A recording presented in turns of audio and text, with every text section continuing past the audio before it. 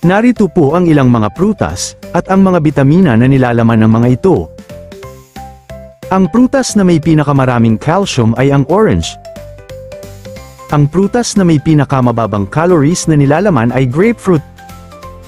Ang prutas na may pinakamaraming protina ay ang bayabas. Ang prutas na may pinakamaraming zinc ay ang granada. Ang prutas na may pinakamaraming manganese ay ang pinya. Ang prutas na may pinakamaraming nilalaman na tubang ay pakwan. Ang prutas na may pinakamaraming potassium ay saging. Ang prutas na may pinakamaraming vitamina C ay kiwi. Ang prutas na pinakamaraming dietary fiber ay ang mansanas. Ang prutas na may pinakamaraming vitamina A ay ang mangga. Ang prutas na may pinakamaraming vitamina B6 ay ang berdeng ubas.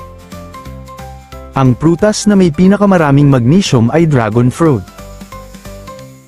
Ang prutas na may pinakamaraming fats o taba ay avocado. Sana ay naibigan nyo ang munting kaalaman na ito.